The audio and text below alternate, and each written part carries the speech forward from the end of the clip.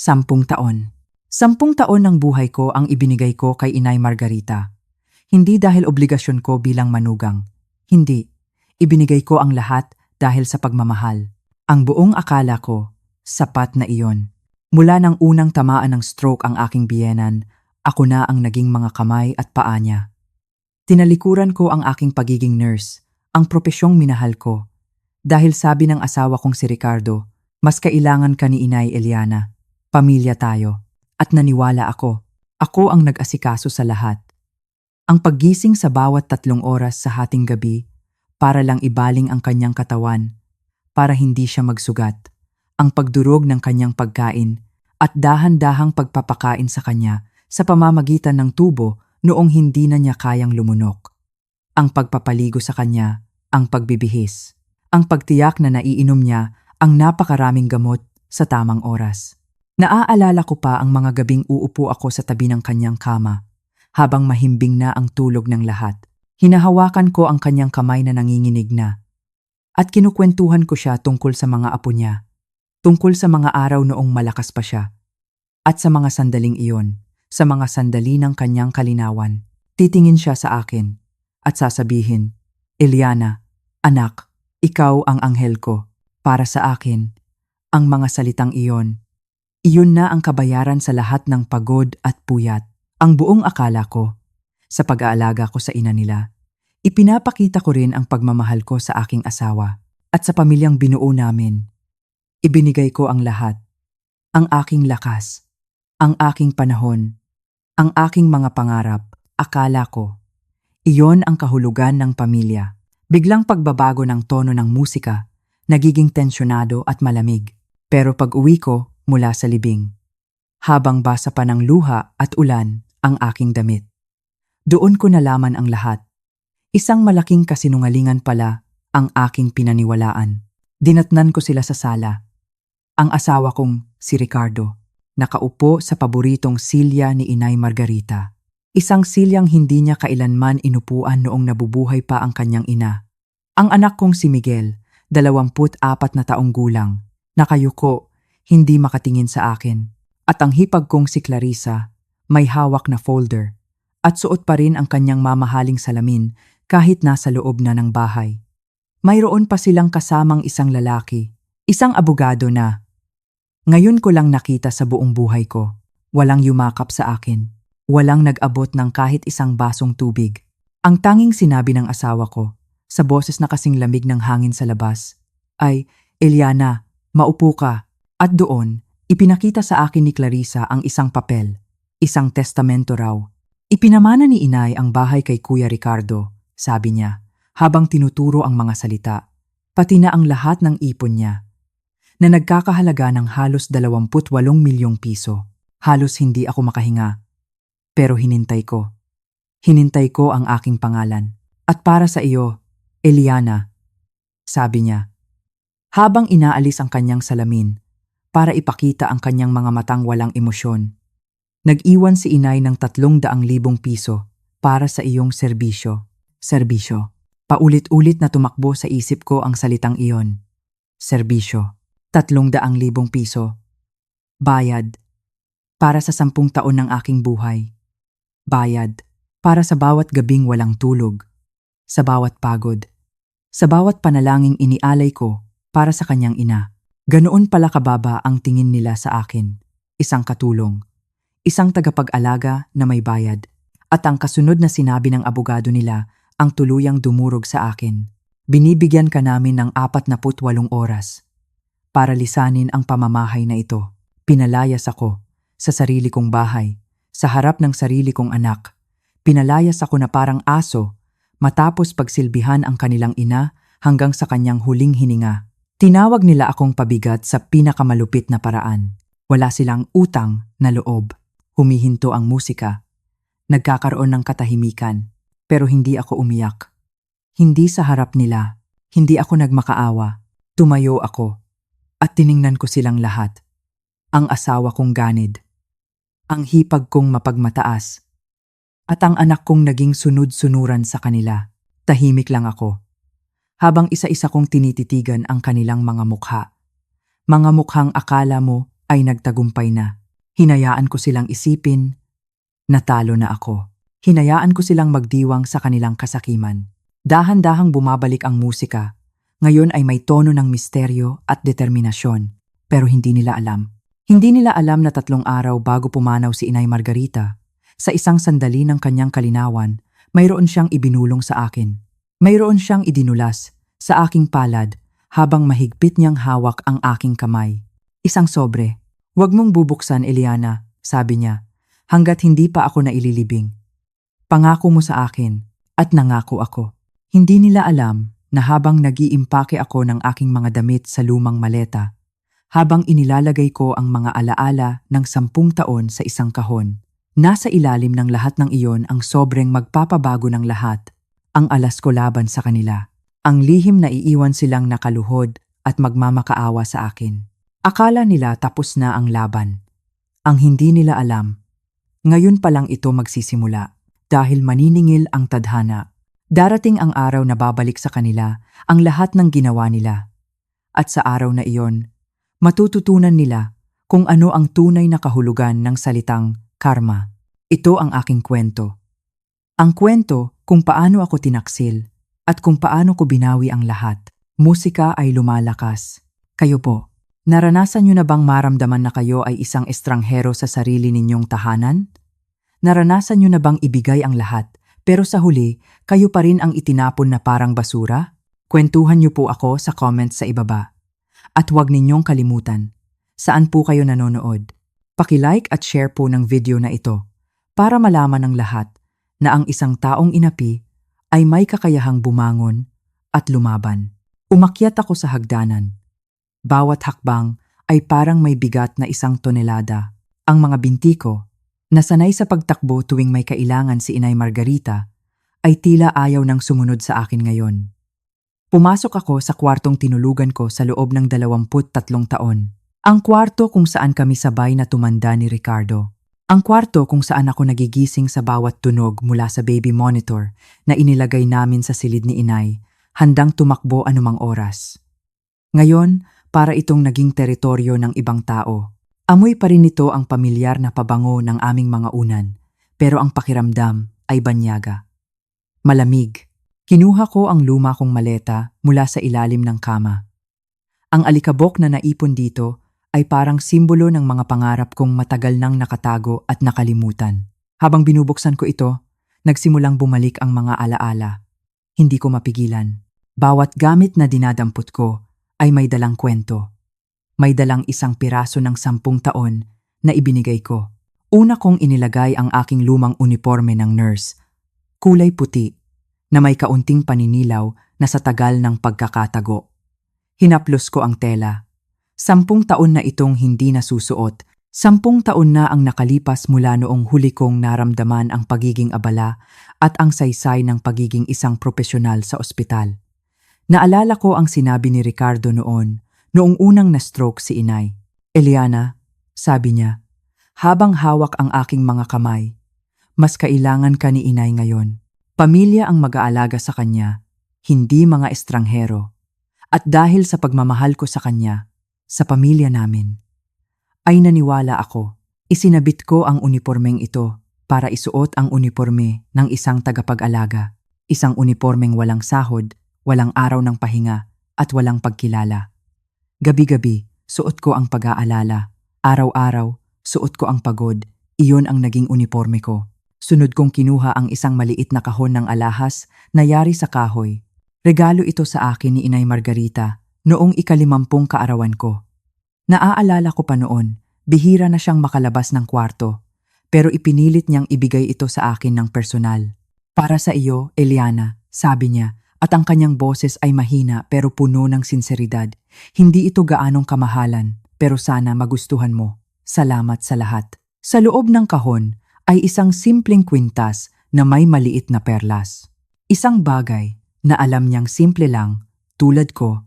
Ang regalo niyang iyon ay mas mahalaga pa sa anumang mamahaling diamante na kayang bilhin ni Clarissa. Si Clarissa, na dumarating lang 2 beses sa isang taon, laging may dalang mga imported na bag o pabango. Pero ang mga mata niya ay laging nakatingin sa relo, nagmamadaling umalis. Nagrereklamo tungkol sa traffic, sa trabaho niya bilang influencer, habang ang ina niya ay unti-unting nanghihina sa kabilang kwarto. Nakita ko ang mga photo album sa isang sulok. Mga album na balak ng itapon ni Ricardo dahil lahat naman daw ay nakadigitize na. Hindi niya maintindihan. Ang halaga ng mga litratong ito ay wala sa papel, kundi sa pakiramdam ng paghawak sa mga alaala. Binuklat ko ang isa. Naroon ang litrato ni Inay Margarita noong bata pa siya.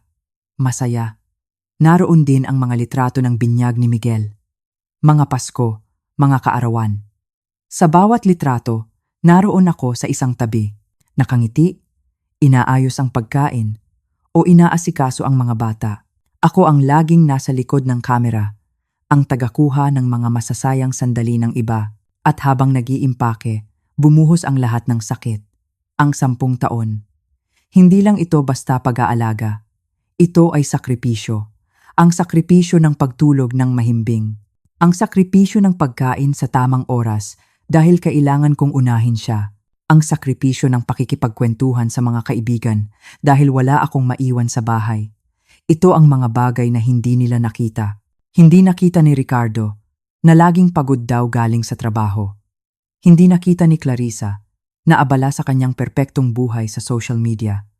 At hindi rin nakita ng anak kong si Miguel na abala sa pagbuo ng sarili niyang mundo. Ako lang. Ako lang ang nakakita sa pag-iyak ni Inay sa gabi dahil sa sakit. Ako lang ang nakarinig sa mga pagkakataong tinatawag niya ang pangalan ng yumaong asawa. Ako lang ang nandoon. At sa gitna ng lahat ng ito, may isang alaala na biglang luminaw. Ang pinakahuling alaala, 3 araw bago siya pumanaw. May isang sandali na tila humupa ang epekto ng gamot. Biglang luminaw ang kanyang mga mata.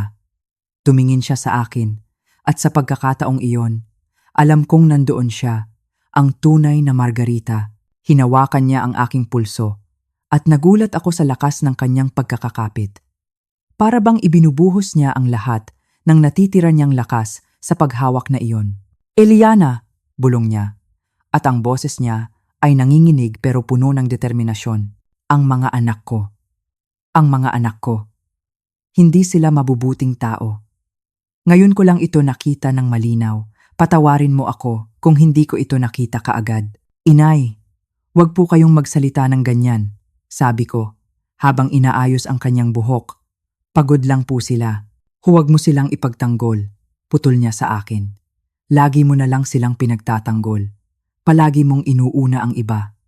Panahon na para may magtanggol naman sa iyo." At mula sa ilalim ng kanyang unan, may kinuha siyang isang sobre. Puti, simple. Pero ang paraan ng paghawak niya dito, alam kong napakahalaga nito. Idinulas niya ito sa aking palad. "Ang papel ay malamig sa aking balat. Huwag mong bubuksan ito," sabi niya. At ang mga mata niya ay nakatitig sa akin. "Wag. Hanggat hindi pa ako naililibing. Ipangako mo sa akin, Eliana, ipangako mo." Tumingin ako sa kanyang mga mata at nakita ko ang takot. Pero mas higit pa roon, nakita ko ang pagmamahal. Isang pagmamahal ng isang ina na gustong protektahan ang isang anak na hindi niya isinilang. "Opo, Inay," sabi ko. "Pangako." Binitawan niya ang aking kamay. At pagkatapos noon, bumalik na ulit siya sa pagiging malilimutin. Iyon na ang huli naming pag-uusap na malinaw. Ngayon, habang isinasara ko ang aking maleta, naroon sa pinakailalim ang sobre. Hindi ko pa rin ito binubuksan. Nakatago sa ilalim ng mga damit, sa ilalim ng mga uniforme, sa ilalim ng 10 taon ng aking buhay. Isang pangakong tinutupad ko. Isang lihim. Na hindi ko pa alam kung ano ang laman. Ngunit sa sandaling iyon, sa gitna ng aking kawalan, ito na lang ang natitira sa akin. Isang pangako at isang piraso ng pag-asa. Ang motel sa tabi ng highway ay amoy yosi at bleach. Isang amoy na tila kumakapit sa kaluluwa. Ang tunog ng umuugong na aircon ang tanging kasama ko sa loob ng 4 na sulok ng kwartong ito. Dito ako dinala ng aking mga paa matapos kong lisanin ang bahay na minahal at inalagaan ko. 2 araw na akong naririto. 2 araw ng pagtitig sa kisame, ng pakikinig sa mga sasakyang dumaraan sa labas. Bawat isa ay tila nagpapaalala sa akin na ang mundo ay patuloy na umiikot, habang ang sa akin ay huminto. Ang 300,000 piso na inilipat ni Clarissa sa aking bank account ay parang lason. Iyon daw ang halaga ng serbisyo ko.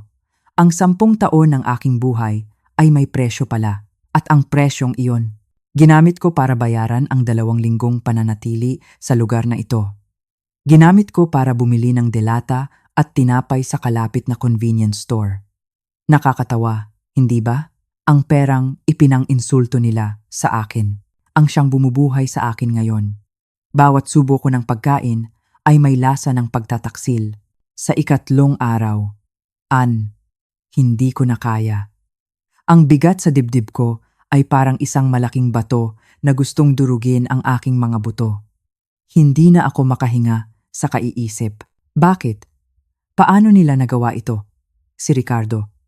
Ang lalaking pinangakuan kong mamahalin habang buhay. Si Miguel, ang anak na pinalaki ko, na may pagmamahal at paggalang. Nasaan ang lahat ng iyon? Kinuha ko ang aking bag. At mula sa pinakailalim, kinuha ko ang puting sobre. Medyo lukot na ito, pero selyado pa rin. Ang pangako ko kay Inay Margarita. Tinupad ko, kahit sa burol, kahit sa libing, kahit sa mga sandaling gusto ko nang sumigaw sa galit. Hindi ko ito binuksan. Ngunit ngayon, wala na akong ibang mapupuntahan. Wala na akong ibang makakapitan. Ito na lang ang natitira. Nanginginig ang aking mga kamay habang dahan-dahan kong pinupunit ang gilid ng sobre. Ang tunog ng napupunit na papel ay tila napakalakas sa katahimikan ng kwarto. Sa loob, hindi pera ang nakita ko, hindi alahas. Isang susi. Isang maliit na susi na may nakasabit na karton. Nakasulat dito, First National Bank, Safety Deposit Box 714. Sa ilalim ng susi ay isang nakatuping papel. Ang pamilyar na sulat kamay ni Inay Margarita, medyo nanginginig na dahil sa kanyang karamdaman, pero malinaw pa ring basahin. Binuksan ko ito. Eliana, kung binabasa mo ito, nangangahulugan na nangyari na nga ang kinatatakutan ko. Alam ko ang ugali ng mga anak ko. Alam ko ang kanilang kasakiman. Patawarin mo ako. Mula pa noon, dapat ay kinampihan na kita. Huwag kang mag-alala. Pinaghandaan ko ito. Huwag kang maniwala sa anumang papel na ipapakita nila sa iyo. Ang tunay na testamento ay nasa loob ng kahon sa bangko. Isang video recording. Nandoon din. Magtiwala ka sa akin. Tawagan mo si Attorney Bernard Villanueva sa Villanueva Associates. Ang numero niya ay nasa loob din ng kahon. Matagal na siyang naghihintay sa iyo. Siya ang tutulong sa iyo. Patawad, anak. Kung kailangan mo pang pagdaanan ito, karapat-dapat ka sa higit pa sa kayang ibigay ng pamilyang ito. Karapat-dapat ka sa lahat ng pagmamahal at kapayapaan. Nagmamahal, Margarita. Paulit-ulit kong binasa ang sulat. Bawat salita ay parang tubig na idinilig sa isang tuyong halaman. Ang bigat sa aking dibdib ay unti-unting gumaan. Hindi pala ako nag-iisa. Sa huling mga sandali ng kanyang buhay, iniisip pa rin niya ako. Pinoprotektahan niya ako. Hindi niya ako pinabayaan. Niyakap ko ang sulat. Umiyak ako. Ngunit sa pagkakataong ito, hindi ito luha ng pighati o galit. Ito ay luha ng pasasalamat. Luha ng pag-asa. Mayroon akong sandata. Mayroon akong kakampi. Kahit mula sa kabilang buhay, si Inay Margarita, tumayo ako. Pinunasan ko ang aking mga luha. Tumingin ako sa salamin. Ang nakita ko ay isang babaeng pagod na may mga kulubot sa mukha na dulot ng 10 taon ng pag-aalala. Pero sa likod ng pagod na iyon, mayroong bagong ningning sa aking mga mata. Isang ningning ng determinasyon. Hindi pa tapos ang laban. Kinuha ko ang susi. Ang bigat nito sa aking palad ay parang bigat ng hustisya. Kinuha ko ang sulat. Ito ang aking mapa. Tiningnan ko ang aking refleksyon sa salamin at sinabi sa aking sarili, Eliana, oras na para lumaban, para sa iyo at para kay Inay Margarita. Hindi na ako ang Eliana na iiyak na lang sa isang tabi. Hindi na ako ang Eliana na tatanggap na lang ng anumang ibato sa kanya. Kinuha ko ang telepono, ngunit bago ko i-dial ang numero, napahinto ako. Ang pangalan sa sulat, Attorney Bernard Villanueva, isang pangalan na nagbigay sa akin ng lakas ng loob. Huminga ako ng malalim. Oras na. Ang biyahe papunta sa opisina ni Attorney Villanueva ay parang isang panaginip. Ang mga pamilyar na kalye ng Maynila ay tila nag-iba ang anyo. Bawat diip na dumadaan, bawat taong naglalakad sa bangketa, ay bahagi ng isang mundong hindi alam ang bigat na dinadala ko. Habang papalapit ang taxi sa lumang gusali sa eskolta, na sinabi sa akin, bumibilis ang tibok ng aking puso. Nasa ibabaw daw ito ng isang panaderya. At nang makita ko ang pangalan ng panaderya, Lahay ng Saymad, napangiti ako ng mapait. Ito ang paboritong panaderya ni Inay Margarita. Dito ko siya laging ipinagbibili ng ensaymada noong kaya pa niyang kumain ng matatamis. Tila ba ang tadhana mismo ang gumuguhit ng landas pabalik sa kanya? Ang opisina ni Attorney Villanueva ay simple lang. Gawa sa kahoy ang mga muebles at amoy luma pero malinis na mga libro. Isang matandang lalaki ang sumalubong sa akin. Siya ay nasa mga 70 na siguro, may suot na salamin, at may mga mata na puno ng karunungan at kabaitan. Ang kanyang buhok ay puti na, pero ang kanyang tindig ay matatag pa rin. Mrs. Chen? Tanong niya. At ang kanyang boses ay kalmado at magalang. Tumango lang ako, hindi makapagsalita. Ngumiti siya. Isang ngiting nagbibigay ng kapanatagan. Ako po si Bernard Villanueva. Hinihintay na po kita. Maupo ka. Sa mga salitang iyon, hinihintay na po kita. Naramdaman ko na hindi ako nag-iisa sa laban na ito. Mayroon na palang naghihintay. Mayroon na palang nakakaalam. Dinala niya ako sa isang conference room.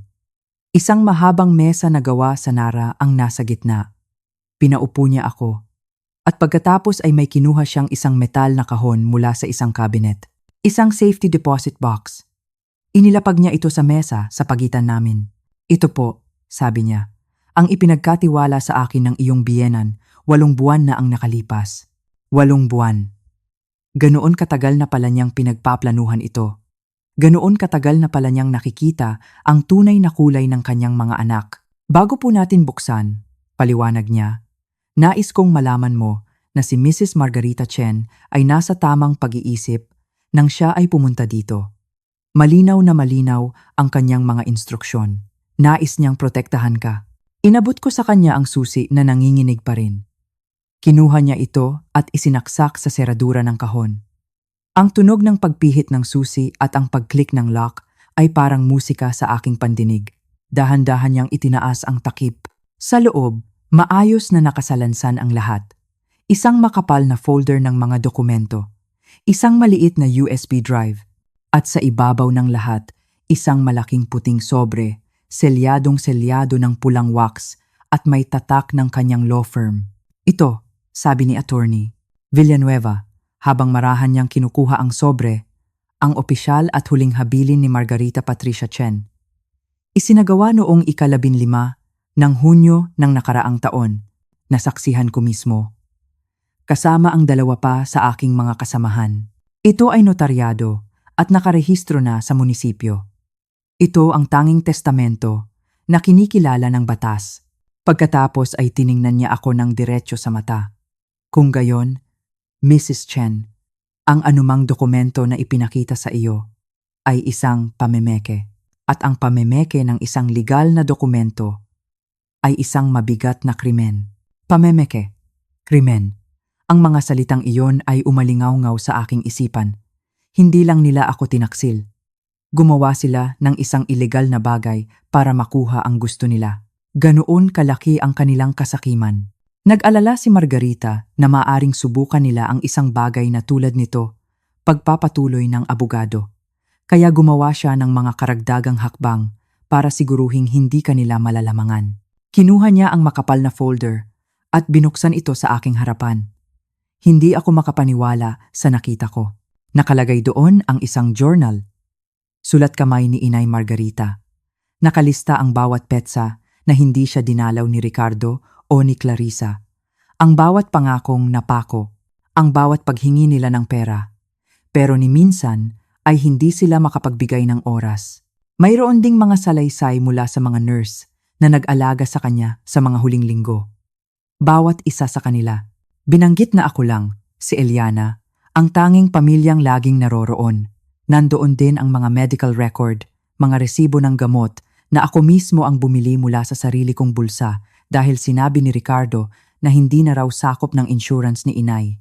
Hindi ko po tinandaan ang mga ito, sabi ko, habang nangingilid ang aking mga luha. Ginawa ko lang po ang dapat gawin, pero siya po, tinandaan niya ang lahat, sabi ni Attorney Villanueva. Alam niyang hindi mo iisipin ang mga ito. Alam niyang hindi mo kayang ipaglaban ang sarili mo. Kaya siya na ang lumaban para sa iyo. Tiningnan ko ang bundok ng ebidensya sa aking harapan. Isang dekada ng pagmamahal at sakripisyo, lahat ay nakadokumento. Isang dekada ng kapabayaan at kasakiman, lahat ay naitala. Ito ang katotohanan. Nakasulat sa papel, hindi maitatanggi. Ang katotohanang matagal ko nang alam sa aking puso. Ngunit ngayon, ay mayroon ng patunay. Isang patunay na gagamitin ko para bawiin ang lahat ng kinuha nila sa akin. Handa ka na ba, Mrs. Chen? Tanong ni Attorney Villanueva at ang kanyang boses ay banayad na tila inihahanda ako para sa isang malaking pagbabago. Tumango lang ako habang pinipigilan ang aking paghinga. Kinuha niya ang selyadong sobre at maingat na binuksan gamit ang isang letter opener. Inilabas niya ang isang makapal na dokumento. Ito na iyon. Ang tunay na huling habilin. Ayon sa batas, kailangan kong basahin ito ng malakas, sabi niya. Inayos niya ang kanyang salamin at nagsimulang magbasa sa isang formal at malinaw na tono. Ang bawat salita ay tumatagos sa aking puso. Ako, si Margarita Patricia Chen, nasa hustong gulang at malinaw na pag-iisip, ay inihahayag ito bilang aking huli at tanging habilin at testamento. Nakinig ako habang binabasa niya ang mga probisyon para sa mga maliliit na bagay, mga donasyon sa simbahan, mga pamana sa malalayong kamag-anak. Ngunit ang aking buong pagkatao ay naghihintay para sa pinakamahalagang bahagi. At dumating na nga ito. Tungkol sa aking bahay at lote na matatagpuan sa number 24 Acacia Street, Maria Clara Subdivision, ang tahanang naging saksi sa aking buhay. Ay buong puso kong ipinapamana sa aking minamahal na manugang, si Eliana Reyes Chen. Sa akin, hindi ako makapaniwala ang mga salitang iyon. Sa akin, hindi kay Ricardo.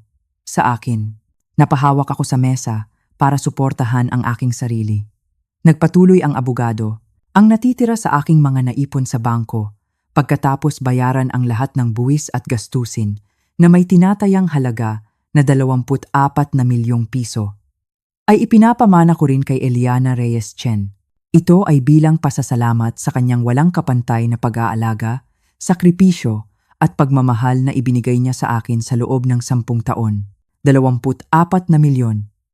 Ang mga luhang pinipigilan ko ay nagsimula ng bumagsak, hindi dahil sa pera, kundi dahil sa pagkilala. Sa wakas, may nakakita.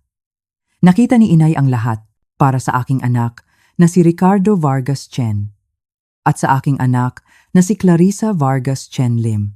Ay naglalaan ako ng halagang 1,500,000 piso para sa bawat isa sa kanila. 1,500,000 piso. Napakaliit na halaga kumpara sa kabuuan. At may kasunod pa. Ang pamanang ito ay may isang napakahalagang kondisyon, pagdidiin ng abogado. Nakalagay dito at babasahin ko ng eksakto. Ang aking mga anak ay tatanggap lamang ng nasabing halaga kung at tanging kung hindi sila tututol o kukuwestiyonin ang anumang bahagi ng testamentong ito. Sa sandaling subukan nilang labanan ang aking huling habilin sa anumang paraan sa korte, ang kanilang mana ay automatikong mawawalan ng bisa at ang kabuuan nito ay mapupunta rin kay Eliana Chen. Ito ay isang bitag. Isang perpektong bitag na inihanda ni Inay Margarita. Alam niyang magiging ganid ang kanyang mga anak. Alam niyang hindi sila papayag at sa kanilang kasakiman, mawawala sa kanila ang lahat para naman sa aking apo. Si Miguel Reyes Chen, pagpapatuloy niya, ay naglalaan ako ng 6 na milyong piso na ilalagay sa isang trust fund na maaari lamang niyang makuha sa kanyang ika-25 kaarawan. Mayroon din para kay Miguel. Mahal pa rin siya ng kanyang lola. Sa kabila ng lahat, pagkatapos basahin ang testamento, may kinuha si Attorney Villanueva ang USB drive. Isinaksak niya ito sa isang laptop na nasa mesa. At ito, sabi niya, Ang pinakamalakas na ebidensya. Ginawa ito ni Margarita para walang sinuman ang makapagsabing siya ay pinilit o hindi nasa tamang pag-iisip. Bumukas ang laptop at ang mukha ni Inay Margarita ang bumungad sa akin. Nakaupo siya sa mismong kwartong ito. Nakasuot siya ng isang asul na cardigan na regalo ko sa kanya noong Pasko. Pagod ang kanyang itsura, ngunit ang kanyang mga mata ay puno ng determinasyon. Huminga siya ng malalim at nagsalita, diretsyong nakatingin sa kamera. Sa kinauukulan, simula niya, at ang kanyang boses ay malinaw. Ako si Margarita Patricia Chen. Nasa hustong gulang at malinaw na pag-iisip, bagamat ang aking katawan ay hindi na tulad ng dati. Isang maliit na ngiti ang sumilay sa kanyang mga labi.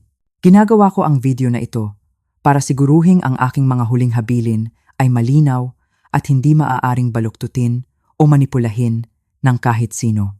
Ipinagpatong niya ang kanyang mga kamay sa mesa. Ang aking anak na si Ricardo at ang aking anak na si Clarissa ay matagal nang wala sa aking buhay. Bumibisita sila tuwing Pasko at Kaarawan, mananatili ng 1 oras, at pagkatapos ay aalis na. Tumatawag sila minsan sa 1 buwan, kung hindi pa sila abala. Ipinakita nila sa akin ng malinaw na ang pag-aalaga sa akin ay isang pabigat na hindi nila kayang pasanin. Nabasag ang kanyang boses. Ang aking manugang, si Eliana Chen. Ang siya kong naging tanging tagapag-alaga sa loob ng 10 taon. Pinaliguan niya ako. Pinakain niya ako. Hinawakan niya ang aking kamay sa gitna ng sakit na kayang sumira sa kahit sinong tao. Isinakripisyo niya ang kanyang karera, ang kanyang kalusugan, ang kanyang sariling dignidad kung minsan, para lang mapanatili ang sa akin. Tumingin siya ng diretso sa kamera at para bang ako mismo ang kanyang tinitingnan. Si Eliana ang karapat-dapat sa lahat ng kaya kong ibigay. Ang bahay ay dapat mapunta sa kanya. 1,000 beses niyang pinagpaguran iyon. Ang pera ay dapat mapunta sa kanya.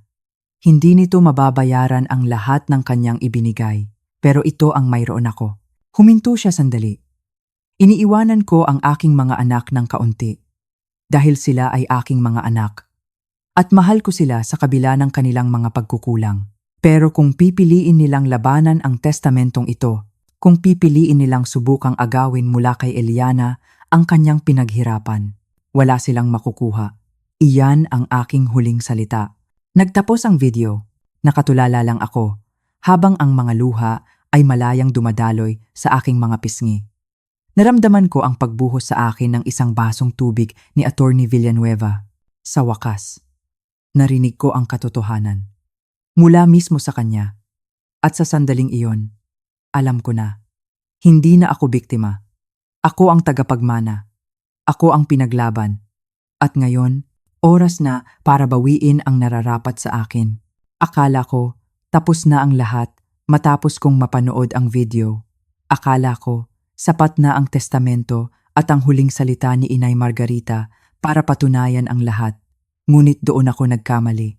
Mayroon pa pala. Ang paghahanda ni Inay Margarita ay mas malalim at mas detalyado kaysa sa aking inaasahan. Para siyang isang general na nagplano ng isang digmaan, tinitiyak na bawat anggulo ay protektado at walang puwang para sa pagkatalo. Hindi lang iyan, sabi ni Attorney Villanueva, at ang kanyang boses ay naglalaman ng paghanga para sa kanyang yumaong kliyente. Ibinuklat niya ang makapal na folder na una kong nakita sa loob ng kahon. Ang bawat pahina ay puno ng mga ebidensya. Mga ebidensyang ako mismo ang saksi, pero hindi ko kailanman naisip na itala. Una niyang ipinakita sa akin ang isang asul na notebook. Isang simpleng journal. Ang pabalat nito ay medyo luma na. Nang buksan niya ito, nakita ko ang pamilyar na sulat kamay ni Inay Margarita. Dito, isinulat niya ang lahat. Hindi ito isang ordinaryong tala-arawan ng kanyang nararamdaman. Ito ay isang talaan. Isang logbook ng kapabayaan. Nakasulat doon ang mga petsa. December 25, Christmas Day. Dumating si Ricardo at Clarissa. Nagtagal ng 40 minutes. Nag-iwan ng fruitcake. Hindi man lang ako tinanong kung kumusta ang pakiramdam ko. Nagmamadali silang umalis dahil may party pa raw silang pupuntahan. February 14, Valentine's Day. Tumawag si Clarissa. Kinukumusta ang pera na ipinangako niyang ibabalik. Hindi man lang ako binati. Si Eliana ang nagluto ng paborito kong sinigang. May 10, Mother's Day. Walang dumating, walang tumawag. Nagpadala lang si Ricardo ng bulaklak sa pamamagitan ng delivery. Si Eliana ang katabi ko buong araw. Nagbasa kami ng lumang libro. Binasa ko ang bawat entry. At ang bawat salita ay parang isang patak ng asido sa aking puso. Naaalala ko ang lahat ng araw na iyon. Naaalala ko ang lungkot sa mga mata ni Inay tuwing aalis na ang kanyang mga anak. Naaalala ko kung paano ko siya pinapasaya. Sinasabing baka abala lang sila. At sa buong panahong iyon, habang ako ay nagbibigay ng mga dahilan para sa kanila, si Inay pala ay tahimik na isinusulat ang katotohanan. Isinusulat niya ang ebidensya na magliligtas sa akin. Sunod na inilabas ng abogado ang isang koleksyon ng mga resibo. Mga resibo mula sa botika, mga gamot para sa alta presyon, para sa diabetes, mga special na cream para sa kanyang balat. Lahat ng ito nakapangalan sa akin. Binayaran mula sa sarili kong ipon, mula sa maliit na pensyon na natatanggap ko. Naaalala ko ang bawat pag-uusap namin ni Ricardo. Wala na sa budget, Eliana, lagi niyang sinasabi. Tingnan mo kung may mas murang brand. Hindi niya alam, o marahil ay ayaw niyang malaman, na ako na ang sumasalo sa lahat ng gastusin na hindi na kayang bayaran ng insurance ni Inay. At lahat ng iyon, itinago pala ni Inay. Bawat piraso ng papel, ngunit ang pinakamatibay na ebidensya ay ang mga huli. Isang serye ng mga nilagdaang salaysay, mga testimonya, mula sa mga physical therapist na pumupunta sa bahay, mula sa mga nurse ng hospice na nag-alaga sa kanya sa kanyang mga huling linggo. Pare-pareho ang kanilang sinasabi. Si Mrs. Eliana Chen ang tanging miyembro ng pamilya na palaging naroroon sa bawat session. Siya ang natututo ng mga ehersisyo para maipagpatuloy ito, araw-araw. Sa aming karanasan, bihira kaming makakita ng ganitong klaseng dedikasyon mula sa isang manugang. Itinuring niya si Mrs. Margarita na parang sarili niyang ina. Sa huling 48 oras ng buhay ni Mrs. Margarita, tanging si Mrs. Eliana Chen lamang ang nasa kanyang tabi. Walang ibang anak o kamag-anak na dumating. Ang mga salitang iyon, mula sa mga estranghero, ang nagpatunay sa lahat. Nakita nila ang lahat ng hindi nakita ng sarili kong pamilya. Ano po ang mangyayari ngayon, attorney? Tanong ko, at ang boses ko ay halos hindi na lumabas. Nanginginig ako, hindi sa takot, kundi sa bigat ng lahat ng katotohanan ito. Sumandal si Attorney Villanueva sa kanyang silya. Tiningnan niya ako ng may paggalang. Ngayon, Mrs. Chen, mayroon tayong dalawang landas. Una, isusumite ko ang tunay na testamento sa probate court. Ipapadala ko ang formal na abiso sa lahat ng partido. At ipapayo ko ng mahigpit kina Mr. Ricardo at Miss Clarissa na tanggapin na lang ang kanilang tig-1 milyon at 500,000 at manahimik. Dahil kung lalabanan nila ito, matatalo sila at mawawala sa kanila ang lahat. Huminto siya sandali. Natila pinapakiramdaman ako. Ang ikalawang landas, pagpapatuloy niya, ay nasa iyong mga kamay. Ang pekeng testamentong ipinakita nila sa iyo. Iyon ay isang krimen. Forgery at attempted fraud. Maari kang magsampa ng kaso sa pulisya. Pulis, kaso, krimen. Ang mga salitang iyon ay napakabigat. Sila pa rin ang aking pamilya. Si Ricardo ang ama ng aking anak. Maaari rin silang makasuhan ng elder abuse. Dagdag ng abogado. Kung mapapatunayan nating minanipula nila si Margarita habang siya ay mahina. Ito ay mga seryosong kaso, Mrs. Chen. Maaari silang makulong. Makulong. Ang asawa ko. Ang hipag ko. Napatingin ako sa labas ng bintana. Nakita ko ang mga taong naglalakad, abala sa kanilang mga buhay. Naisip ko si Ricardo na nakaupo sa silya ni Inay, puno ng kayabangan. Naisip ko si Clarissa na may malamig na boses, sinasabing para sa iyong serbisyo. Naisip ko ang sarili ko, na pinalayas na parang aso. Ano po ang dapat kong gawin? Tanong ko. At sa pagkakataong ito, hindi ko na hinihingi ang kanyang legal na payo. Hinihingi ko ang payo ng isang taong nakakaunawa. Ngumiti si Attorney Villanueva. Isang ngiting malungkot pero matatag. Gawin mo ang gustong ipagawa sa iyo ni Margarita. Gawin mo ang nararapat. Umulan man o umaraw, ang tama ay tama, ang hustisya ay dapat manahan. At sa sandaling iyon, alam ko na ang sagot. Hindi ito para sa paghihiganti. Hindi. Ito ay para sa hustisya. Para sa akin. At para kay Inay Margarita. Lumabas ako sa opisina ni Attorney Villanueva na may bagong bigat at bagong gaan sa aking kalooban. Ang bigat ng desisyon na kailangan kong gawin. At ang gaan dahil alam kong hindi ako nag-iisa at nasa panig ko ang katotohanan. Kinabukasan, hindi ako nag-atubili. Nagpunta ako sa pinakamalapit na presinto ng pulisya. Ang lugar ay amoy luma at abala, puno ng mga taong may iba't ibang problema. Sa isang sulok, isang babaeng kasing edad ko ang kumuha ng aking salaysay. Isang police officer na may mga matang nakakaunawa at mga kamay na mabilis mag-type sa lumang computer. Ikinuwento ko ang lahat, mula sa araw ng libing, hanggang sa pagpapakita nila ng pekeng testamento, hanggang sa pagpapalaya sa akin. Hindi ko kailangang maging emosyonal. Ang mga katotohanan ay sapat na. Kalmado kong isinalaysay ang bawat detalye, habang ang alaala ng malamig na boses ni Ricardo ay umuulit sa aking isipan. Nasa inyo pa po ba ang kopya ng pekeng testamento? Tanong ng pulis. Wala po, sagot ko. Si Clarissa, ang hipag ko, ang nag-iingat nito. Ayos lang po iyon, sabi niya. Hihingin namin iyon bilang ebidensya. Huwag na po kayong makipag-ugnayan sa inyong asawa o sa kanyang kapatid. Kami na po ang bahala. Pagkatapos kong pumirma sa aking sinumpaang salaysay, lumabas ako ng presinto na may pakiramdam ng kalayaan. Nagawa ko na ang dapat. Ipinasa ko na sa batas ang pagpapasya. Ngayon, kailangan ko na lang maghintay. Lumipas ang 3 araw. Sa mga araw na iyon, nakatanggap ako ng tawag mula kay Attorney Villanueva na opisyal nang naisumite ang tunay na testamento sa korte. Nagpadala na rin siya ng abiso sa kampo ni Ricardo. Walang sumagot. Siguro, akala nila ay nanalo na sila. Siguro, aking inisip, ay naghahati-hati na sila sa mga bagay-bagay sa bahay. Sa 3 araw, nagpasya akong bumalik, hindi para makipag-away, kundi para kunin ang nararapat sa akin. Nag-arkila ako ng isang maliit na van para sa aking mga gamit mula sa motel. Habang papalapit kami sa aming kalye, sa Acacia Street, kinakabahan ako. Paano kung hindi nila ako papasukin? Paano kung mag-eskandalo sila? Pero pagliko namin sa kanto, isang di pangkaraniwang tanawin ang sumalubong sa akin. 2 police car ang nakaparada sa tapat ng bahay. Ng aming bahay, ng aking bahay.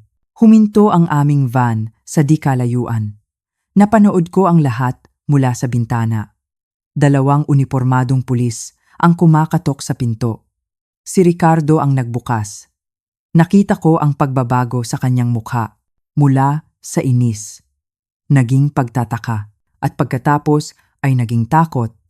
Nang ipakita ng mga pulis ang kanilang mga badge at isang warrant, nagsimula siyang magsalita, iwinawasiwas ang kanyang mga kamay. Ngunit ang mga pulis ay nanatiling kalmado. Maya-maya, pinusasa nila siya, doon mismo, sa beranda ng bahay na hindi naman sa kanya. Ang kapitbahay namin, si Aling Nena, ay lumabas at napahawak sa kanyang bibig sa gulat. Habang isinasakay si Ricardo sa police car, isa pang babae ang inilabas mula sa bahay, pinupusasan din, si Clarissa. Nakasuot siya ng magarang bestida na tila may pupuntahan siyang mahalagang lakad. Siguro ay katatapos lang nilang pagplanuhan kung paano ibebenta ang mga gamit ni Inay. Ang kanyang mukha na laging puno ng kumpiyansa at pagmamataas ay balot ngayon ng hindi makapaniwalang takot. Sinubukan niyang magpumiglas, sumisigaw ng kung ano-ano tungkol sa kanilang mga karapatan, tungkol sa kanilang abogado. Pero huli na ang lahat, ang eksenang iyon. Ang pag-aresto sa kanila sa harap ng buong kapitbahayan. Hindi ito nagbigay sa akin ng kasiyahan. Hindi. Sa halip, isang malalim na lungkot ang naramdaman ko. Ito ang kinahinatnan ng kanilang kasakiman. Ito ang bunga ng kanilang pagtataksil. Isang pamilyang winasak ng pera. Hinintay kong makaalis ang mga sasakyan ng pulis bago ako bumaba ng van. Dahan-dahan akong naglakad papunta sa pinto. na naiwan nilang bahagyang nakabukas. Ang hangin sa loob ng bahay ay mabigat. Nakita ko sa sala ang mga kahon na nakabukas. Ang mga antigo at porselana ni Inay Margarita ay nakabalot na sa dyaryo, handa ng ilipat o ibenta. Sa isang sulok, nakatambak ang mga damit ni Inay na para bang mga basahan na walang halaga. Ganoon kabilis nilang sinubukang burahin ang lahat ng alaala ng kanilang ina para mapalitan ito ng salapi. Umupo ako sa paboritong silya ni Inay, ang silyang inupuan ni Ricardo noong araw na iyon. Hinaplos ko ang lumang tela. Sa katahimikan ng bahay, naramdaman ko ang presensya ni Inay. Para bang sinasabi niya, "Maligayang pagbabalik. Anak, nasa bahay ka na." Nagsimula na akong maglipat ng aking mga gamit. Bawat kahon na ipinapasok ko ay parang isang piraso ng aking dignidad na ibinabalik sa tamang lugar. Inayos kong muli ang mga gamit ni Inay. Ang mga porselana ay ibinalik ko sa estante. Ang mga damit niya ay tiniklop kong mabuti at inilagay sa kanyang aparador. Hindi ko ito ginawa para sa kanila. Ginawa ko ito para kay Inay. Para sa paggalang na hindi na ibigay ng kanyang sariling mga anak. Ang bahay ay hindi na lang basta isang istruktura ng kahoy at semento. Ito ay naging isang simbolo ng hustisya. Isang patunay na, sa huli, ang katotohanan ang laging mananaig. Habang pinapanood ko ang paglubog ng araw mula sa bintana ng sala, alam ko sa aking sarili na isang bagong kabanata ng aking buhay ang nagsisimula na, isang kabanatang isusulat ko ng mag-isa, nang walang takot at may kapayapaan sa aking puso. Ang hustisya ay hindi laging matamis. Minsan, ito ay mapait at malungkot, pero ito ay kinakailangan para sa tunay na paghilom. Ilang gabi matapos ang aresto, habang nag-aayos ako ng hapunan para sa aking sarili sa kusinang dati ay puno ng ingay, tumunog ang aking telepono. Isang numerong hindi rehistrado. Nag-atubili ako, pero sinagot ko rin. "Hello?" Isang sandali ng katahimikan. Pagkatapos, isang boses na halos hindi ko na makilala dahil sa pag-iyak. "Inay?" "Si Miguel." Ang puso ko ay tila huminto sa pagtibok. Sa loob ng maraming araw, inisip ko kung nasaan siya, kung ano ang iniisip niya. Kasama ba siya sa plano? Alam ba niya ang lahat? "Miguel," sabi ko, at ang aking boses ay kalmado. Marahil ay mas kalmado kaysa sa nararamdaman ko. "Inay, Inay, patawarin niyo po ako," sabi niya sa gitna ng kanyang mga hikbi. "Wala po akong alam. Inay, maniwala po kayo sa akin." Ipinakita sa akin ni Papa ang testamento. Sabi niya, "Iyon daw po ang gusto ni Lola. Akala ko po nagtatampo lang kayo dahil sa pagkawala ni Lola, kaya kayo umalis. Hindi ko po alam na peke iyon. Hindi ko po alam na pinalayas nila kayo." Ang kanyang mga salita ay puno ng desperasyon, puno ng pagsisisi. "Tumulong ka ba sa paggawa ng pekeng testamento, Miguel?" Tanong ko. Ang tanong na iyon, kailangan kong malaman ang sagot. Ang bigat nito ay nakasabit sa pagitan naming dalawa. Hindi po, Inay, sumusumpa po ako." Mabilis niyang sagot. "Nakita ko lang po iyon pagkatapos ng lahat," sabi ni Papa. "Siya na raw po ang bahala sa lahat," sabi niya. "Para raw po ito sa kinabukasan ko." "Inay, dapat po pala nagtanong ako. Dapat po pala. Kayo ang kinausap ko. Dapat po," pinutol ko siya. Hindi dahil sa galit, kundi dahil sa isang biglaang pag-unawa. "Ang dapat mong ginawa, Miguel," sabi ko, at ang aking boses ay mahinahon pero may bigat, "ay ang dalawin ang lola mo noong nabubuhay pa siya. Ang dapat mong ginawa ay ang tawagan siya ng higit sa isang beses sa isang buwan. Ang dapat mong ginawa ay ang mag-alok, nabantayan siya kahit isang gabi lang, para makatulog naman ako ng mahimbing." Isang mahabang katahimikan ang sumunod sa kabilang linya. Ang tanging maririnig ay ang kanyang pigil na pag-iyak. Alam kong nasaktan siya sa mga sinabi ko. Pero kailangan niyang marinig ang katotohanan. Hindi lang ang krimen ng pamemeke ang kanilang kasalanan. Ang mas malaking kasalanan ay ang mga taon ng kapabayaan. Pero pagpapatuloy ko at bumuntong hininga ako. 23 taong gulang ka lang noon. At sinabi sa iyo ng ama mo na maayos lang ang lola mo, na maayos lang ako, na maayos lang ang lahat. kaya naniwala ka sa kanya. Naiintindihan ko iyon, anak. Sa mga salitang iyon, mas lalo siyang napaiyak. Inay, patawad po. Patawad po talaga. Sinabi sa akin ni Attorney Villanueva ang tungkol sa trust fund. Sabi ko, iniiba ang usapan. Nag-iwan sa iyo ang lola mo ng 6 na milyong piso. Makukuha mo iyan sa iyong ika-25 kaarawan. Gamitin mo iyan ng matino, Miguel. Ipakita mo sa lola mo na karapat-dapat ka sa tiwala niya. Opo, inay, sabi niya. Inay, nasaan po kayo? Ayos lang po ba kayo? Isang maliit na ngiti ang sumilay sa aking mga labi. Nasa bahay ako, anak, sagot ko. Sa wakas, nakauwi na rin ako. Ang tawag na iyon ang naging simula. Hindi nito binura ang sakit. Hindi nito binura ang mga pagkukulang. Pero binuksan nito ang isang pinto. Isang pinto para sa pagpapatawad at pag-unawa. Alam kong mahaba pa ang daan na kailangan naming tahakin. Ngunit sa kauna-unahang pagkakataon sa loob ng maraming taon, naramdaman kong mayroon pa akong anak at marahil mayroon pa siyang ina. Lumipas ang 3 buwan. Ang kaso laban kina Ricardo at Clarissa ay natapos ng mas mabilis kaysa sa inaasahan. Upang makaiwas sa mas mabigat na parusa para sa elder abuse, umamin sila sa kasong pamemeke at tangkang panloloko. Si Ricardo ay nahatulan ng 18 buwan na pagkakakulong. Si Clarissa naman, na mas gumaan ang sentensya, ay nakulong ng 1 taon. Ang kanilang kasakiman ay nagdala sa kanila sa likod ng mga rehas. Ang bahay ay naging tahimik. Sa simula, ang katahimikan ay nakakabingi. Bawat sulok ay nagpapaalala sa akin kay Inay Margarita at sa pamilyang nawala sa akin. Naisip ko, marahil ay dapat kong ibenta ang bahay. Lumipat sa isang mas maliit na lugar, magsimula ng panibagong buhay at iwan ang lahat ng masasamang alaala. Ngunit isang hapon, habang nililinis ko ang dating kwarto ni Inay, napaupo ako sa kanyang kama. Tumingin ako sa paligid. Ang mga pader na ito ay naging saksi sa aming samahan. Ang sahig na ito ay sumalo sa aking mga luha at pagod. Ang bintanang ito, ang pinagmamasdan namin tuwing umaga. Napagtanto ko na ang bahay na ito ay hindi tungkol sa gusali, sa lupa, o sa 4 na kwarto.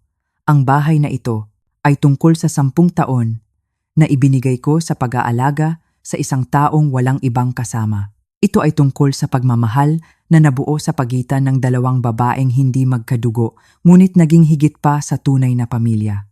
Ito ay tungkol sa pagtingin sa akin ni Inay Margarita. Noong panahong ang sarili kong asawa ay hindi na ako makita. Hindi ko ito ibebenta. Sa halip, gagawin ko itong isang bagay na may kabuluhan. Ginamit ko ang isang bahagi ng perang minana ko para simulan ang isang bagay na matagal ko nang pinapangarap. Isang pundasyon, isang support network para sa mga family caregiver na tulad ko, lalo na sa mga nag-aalaga ng kanilang mga matatandang kamag-anak. Isang lugar kung saan maaari silang magbahagi ng kanilang mga karanasan, makahanap ng tulong, makakuha ng libreng payo, at matutunan ang kanilang mga karapatan. Tinawag ko itong Bahay ni Margarita. Ginamit ko ang sala kung saan si Inay ay namalagi sa kanyang mga huling taon bilang aming meeting place. Naglagay ako ng mga komportableng upuan, isang maliit na coffee station, at mga libro tungkol sa pag-aalaga. Si Miguel, pagkatapos ng aming pag-uusap sa telepono, ay nagsimulang dumalaw linggo-linggo. Sa simula, kami ay naiilang. Uupo kami sa sala, iinom ng tsaa, at hindi malaman kung ano ang sasabihin. Ngunit dahan-dahan, natuto kaming muli. Nagtanong siya tungkol sa kanyang lola, at ikinuwento ko sa kanya ang lahat. Hindi ang mga pinatamis na kwento, kundi ang mga totoong alaala, ang mga pagkakataong tumatawa si Inay nang malakas kahit masakit ang kanyang katawan. Ang kanyang pagpupumilit na mag-lipstick kahit hindi na siya makabangon. At ang umagang iyon, nang hawakan niya ang aking kamay at sinabing, Eliana, ikaw ang anak na babaeng pinangarap kong palakihin. Nang magsimula ang operasyon ng bahay ni Margarita, si Miguel ang aking naging unang volunteer. Siya ang nag-aayos ng mga upuan para sa aming mga support group meeting. Siya ang nagtitimpla ng kape. Siya ang nakikinig sa mga kwento ng ibang tao. Mga kwento ng sakripisyo at pagmamahal, katulad ng sa akin, nakita ko siyang natututo. Nakita ko sa kanyang mga mata ang pag-unawa sa kung ano ang tunay na kahulugan ng pag-aalaga, na hindi ito isang pabigat, kundi isang pribilehiyo. At minsan, ito ang pinakamahalagang bagay na magagawa mo sa iyong buhay. Ang bahay ni Margarita ay hindi na lang isang gusali. Ito ay naging isang buhay na alaala. Isang testamento sa pagmamahal ng isang babaeng nakakita sa aking halaga at isang misyon para tulungan ang iba na makita rin ang halaga ng kanilang ginagawa. Isang taon. Isang taon na pala ang lumipas mula ng araw na iyon. Ang anibersaryo ng pagkamatay ni Inay Margarita. Ang araw na nagsimula ang lahat. Ngayon, ang bigat ng kalungkutan ay napalitan na ng isang payapang paggunita. Para alalahanin siya, nagpasya kami ni Miguel na gumawa ng isang hardin sa likod bahay. Isang hardin ng mga rosas. Dahil mahilig si Inay sa mga rosas, itatanim namin ito sa lugar kung saan dati siyang umuupo sa kanyang wheelchair tuwing maganda ang sikat ng araw, nakatingala sa langit. Ang lupa ay malambot dahil sa ulan kagabi. Habang naghuhukay kami ni Miguel, tahimik lang kami. Ang tanging maririnig ay ang tunog ng aming mga pala at ang huni ng mga ibon. Sa loob ng isang taon, marami nang nagbago sa aming dalawa. Ang dating ilangan ay napalitan na ng isang komportableng katahimikan. Ang kanyang mga pagbisita ay hindi na lang basta obligasyon, kundi isang bagay na pareho naming inaabangan. Inay, sabi niya, habang inilalagay ang isang supang ng pulang rosas sa hukay. Alam niya po, hindi ba? Alam na alam niya ang plano ni na Papa at Tita Clarissa. Tumingin ako sa kanya. Ang kanyang mga kamay, na dati ay laging malinis, ay puno na ngayon ng lupa.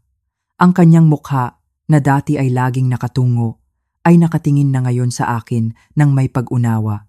Hindi niya alam ang eksaktong plano, sagot ko, pero pinaghihinalaan niya. Kilala niya ang kanyang mga anak, kaya't pinrotektahan niya ako sa tanging paraan na alam niya, sa pamamagitan ng ebidensya, sa pamamagitan ng dokumento, sa pamamagitan ng katotohanan. Sana po mas nakilala ko siya, sabi niya, at ang kanyang boses ay puno ng panghihinayang. Makikilala mo siya sa kanyang mga ginawa, anak, sabi ko. Sa ginawa niya sa huli. Noong pinakamahalaga ang lahat, pinili niya ang tama, pinili niya ang hustisya, pinili niyang protektahan ang isang taong hindi kayang protektahan ang sarili. Nagpatuloy kami sa pagtatrabaho. Ang bawat rosas na aming itinatanim ay parang isang panalangin, isang pasasalamat. Inay, muling nagsalita si Miguel, at sa pagkakataong ito, tumingin siya sa akin nang may bagong kislap sa kanyang mga mata. Salamat po sa hindi pagsuko sa akin. Hinawakan ko ang kanyang balikat. Ang kamay kong puno ng lupa ay nag-iwan ng marka sa kanyang damit, pero hindi niya iyon ininda. Anak kita, Miguel, sabi ko. Itinuro sa akin ni Inay Margarita na ang pamilya ay hindi lang tungkol sa dugo. Ito ay tungkol sa kung sino ang dumarating, kung sino ang nananatili, kung sino ang gumagawa ng mahirap na trabaho ng pagmamahal. Kahit sa mga taong tila hindi ito karapat-dapat. Huminto ako sandali at tumingin sa bahay sa aming likuran. Ang bahay na ito, ang bahay ni Margarita. Pero may isa pa siyang itinuro sa akin, dagdag ko, na minsan, ang pinakamahalagang bagay na maipapakita mo ng pagmamahal ay ang pagguhit ng isang linya. Ang pagsabing, tama na. Ang protektahan mo ang iyong sarili, tulad ng pagprotekta mo sa lahat ng iba pa. Tumango si Miguel. Isang mabagal na pagtango ng isang taong nagsisimula ng makaunawa. Sa tingin niyo po, makakausap niyo pa po ba ulit si Papa? Tanong niya. Naisip ko si Ricardo. Nakakulong, nakasuot ng kulay kahel na uniforme, malayo sa mga mamahaling damit na dati niyang ipinagmamalaki. Naisip ko si Clarissa. Ang kanyang career bilang influencer ay nawasak ng mga balita tungkol sa panloloko at elder abuse. Naisip ko ang 10 taon na pinaliit ko ang aking sarili para lang maramdaman nilang sila ay malaki. Hindi ko alam, anak, sabi ko, at iyon ang pinakatapat na sagot na maibibigay ko. Marahil, balang araw. Pero hindi dahil kailangan, hindi dahil iyon ang inaasahan, kundi kung gugustuhin ko lang. At gusto niyo po ba? Tumingin ako sa paligid. sa mga rosas na nagsisimula ng kumapit sa lupa, sa mukha ng aking anak, na bata pa, pero natututo, lumalago, sinusubukang maging mas mabuti kaysa sa paraan ng kanyang pagpapalaki. Ngumiti ako. Tanungin mo ulit ako. Pagkatapos ng 1 taon, sabi ko, nang gabing iyon, mag-isa sa bahay na sa wakas ay legal at tuluyan ng akin. Inilabas ko ang mga photo album na iniligtas ko mula sa basurahan ni Ricardo. Mga litrato ni Inay Margarita noong bata pa siyang ina. Karga-karga ang sanggol na si Ricardo. Mga litrato nila ng kanyang yumaong asawa sa araw ng kanilang kasal. Mga Pasko, mga graduation, mga ordinaryong Martes na tila walang kabuluhan noon, pero napakahalaga na ngayon. At sa likod ng huling album, nakasuksok ang isang bagay na hindi ko pa nakikita dati. Isa pang sulat, isang nakatuping papel, at nang buksan ko ito, nakita ko ang pamilyar na nanginginig na sulat kamay ni Inay Margarita. Eliana kong mahal, kung binabasa mo ito, nangangahulugan na gumana ang aking plano.